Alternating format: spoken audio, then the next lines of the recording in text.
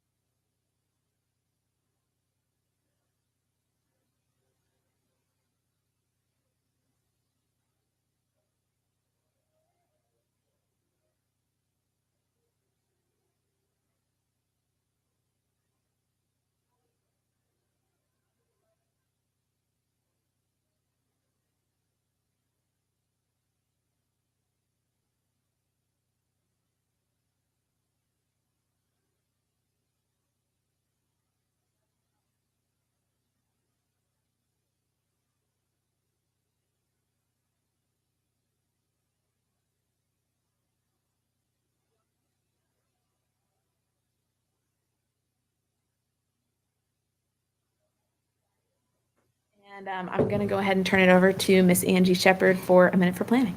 All right, I appreciate you allowing me the opportunity of taking a little bit of your time today. I just had a couple of items of interest.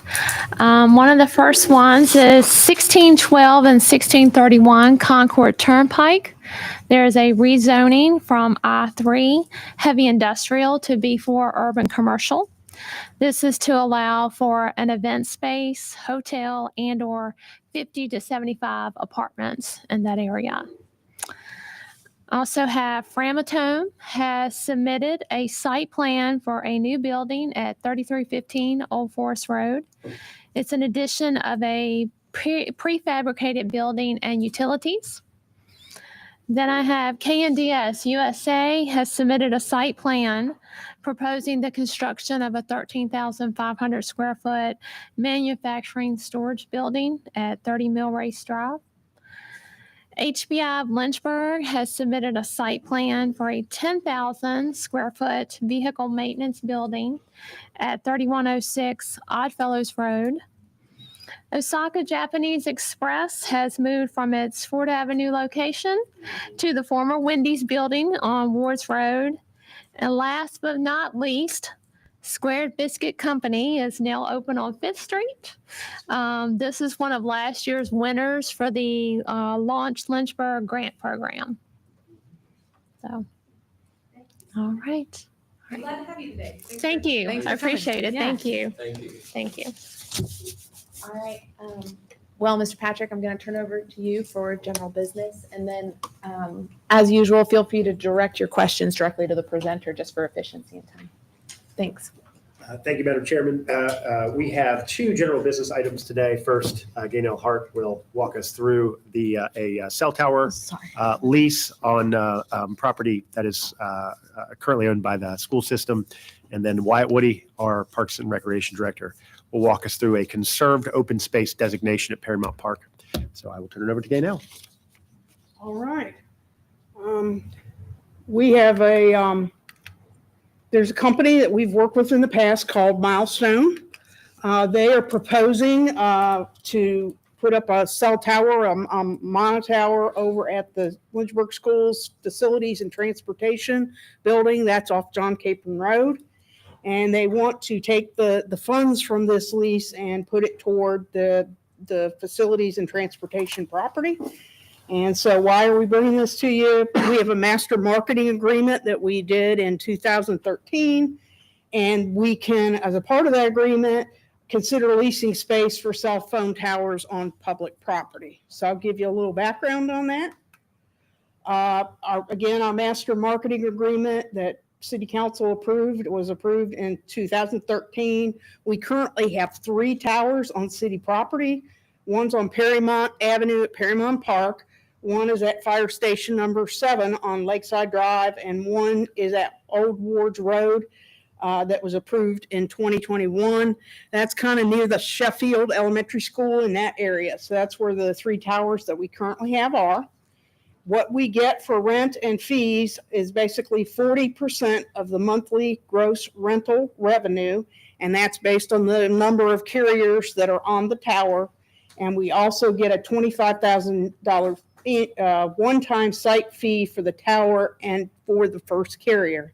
As carriers are added to the tower, we get $5,000 for each carrier plus whatever the rental rate is for that carrier. What's the period that we receive the 5,000? It's as the carrier enters the tower, so just a one-time fee, if that's what you're asking. What's the period?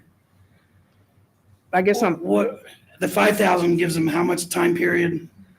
I guess unlimited time. So once you're on the tower, you're on the tower until you negotiate. So it's a one-time. Yes. fee. Yeah. Sorry, I didn't Unlimited understand. period. Yeah. Gotcha. All right. So the proposed tower is at 3525 John Capron Road. It is zoned industrial. So cell phone towers are allowed and does not require zoning approval, provided they're under 150 feet. So that's what they're proposing, is a tower under 150 feet.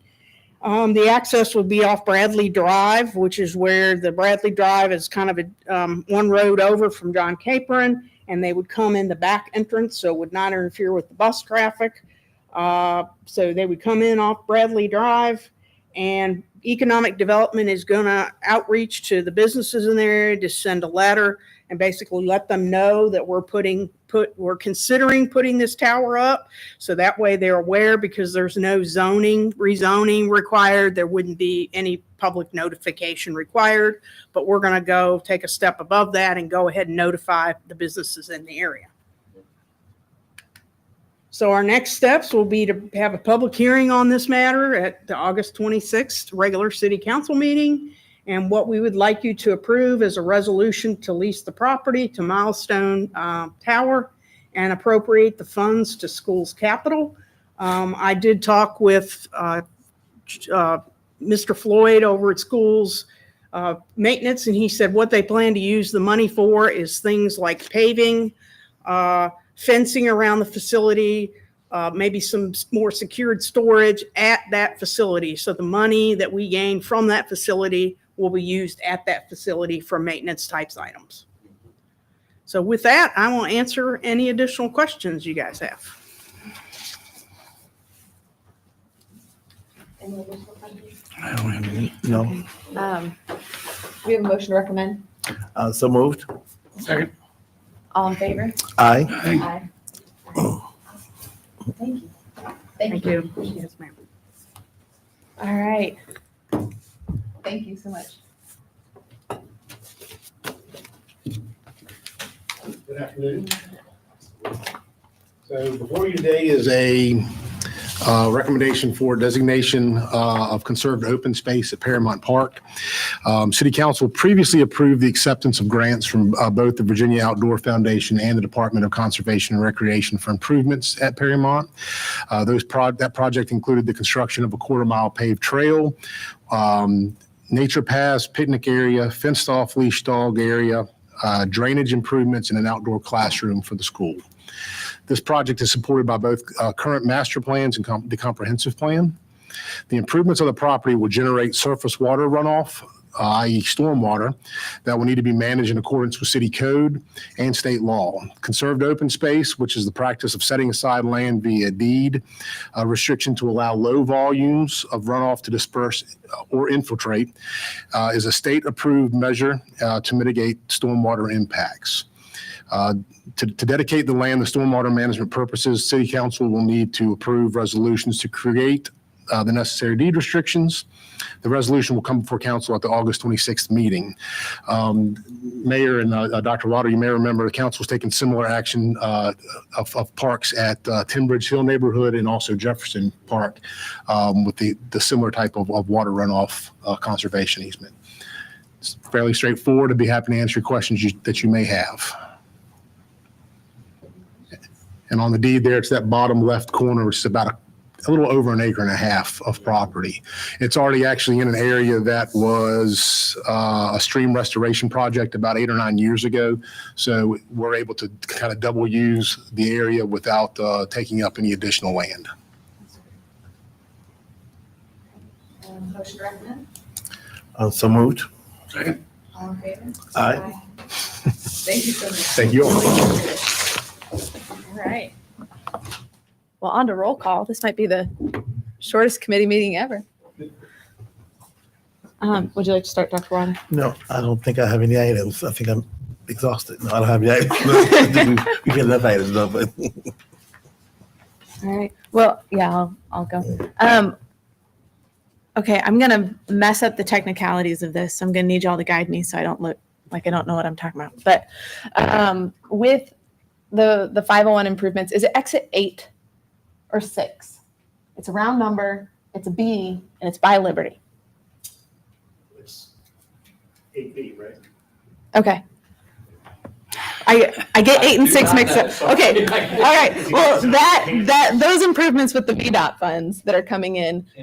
Yeah, sorry, Candlers. Yep, sorry. I'm gonna blame it on the flu with Candlers. So I'm looking at how can we leverage some of those VDOT funds to improve that corridor? What kind of accessibility points are there? And what outreach has been done with businesses when it comes to those improvements that are being made and how it may impact traffic and traffic access to those businesses. So it's kind of a big loaded question, and it helps when you have the right street and the right exit. But those are some questions that I'm exploring. I've had some businesses reach out to me with kind of just questions on what that interfacing and relationship's going to look like. So I'd love to look into that, discuss that, see what opportunities there are there. What I can tell you now is the project is at what they call pack stage, which is the last stage that before they put it out for bids. And it's supposed to be bidded in February. It is a VDOT project. It is about $63 million project. The VDOT has worked with the property owners and has acquired right away that they needed for the project. They are going to build it they're going to construct it with the bridge open, so they're going to build a new bridge beside it Okay. so that they can keep traffic flowing through Candler's Mountain Road. Yeah. I'm trying to think of some of your other questions. That short entry ramp Yeah. that everyone is Yeah. concerned No, it's with awful. is being addressed. Yeah, which yes, is great. It is That's- going away. Yeah. VDOT's actually made a video that is, if you've been to the movie theater lately, it's actually playing as a trailer in front of most of the movies at Regal about the project as well. It's local VDOT team members who are the performers, and they're dressed up in, I would call it Renaissance Fair attire. And it's got a Renaissance Fair feel to the video. It's quite cute, but we can send you a link to it if you'd like. Yeah, I'd appreciate it. Yeah.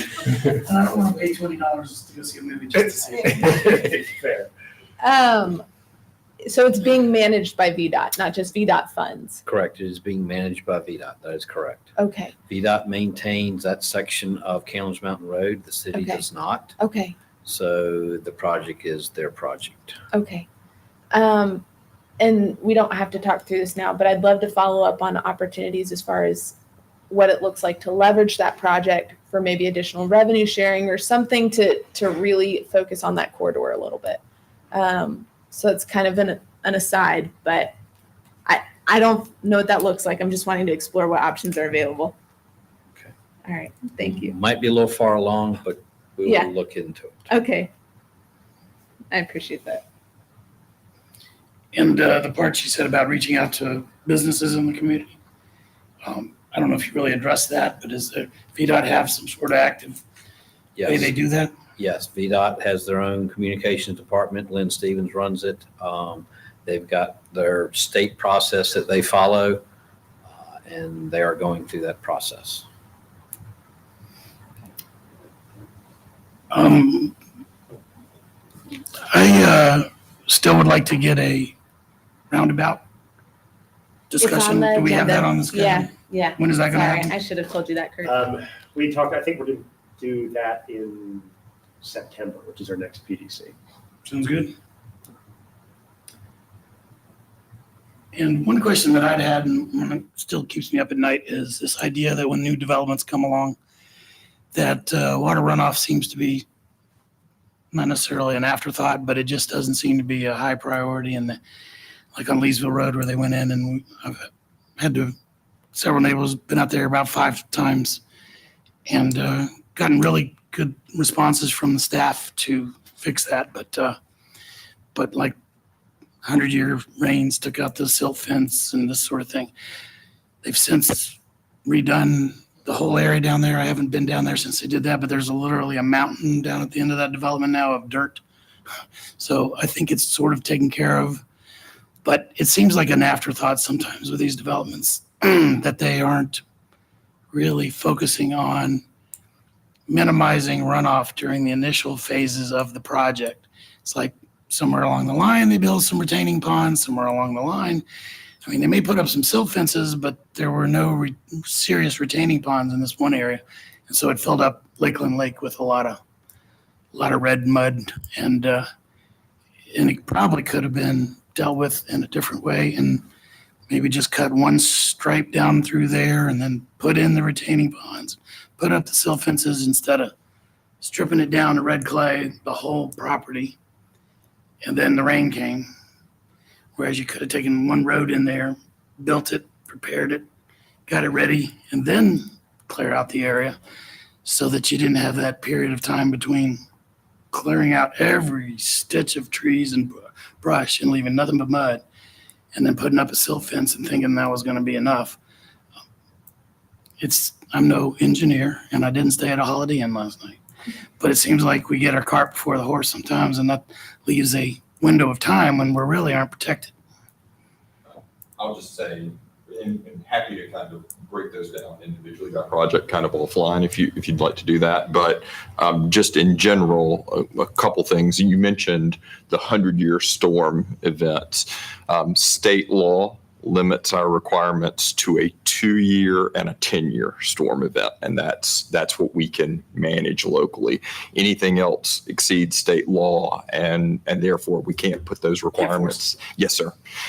In terms of phasing, the city does have requirements set in place when you hit certain acreage thresholds for how much you can leave open at any one time. And then there are certain requirements to go back through once you clear an area and time frames where you have to put seed and mulch and kind of restabilize. But again, always happy to go through. At any given time, we've got about 115 active development sites and about 2 inspectors to manage them. Right. So happy to always respond beforehand. But if you have any questions ahead or the kind of that engagement we do with the contractors before the grading starts, happy to talk through that. So, Appreciate that. Yes, sir. Thank you. Yes, sir. That answers my questions. Mr. Mayor? All right, well, our next regularly scheduled meeting is September 9th, yes? At 3 p.m. in the training room. Meeting adjourned.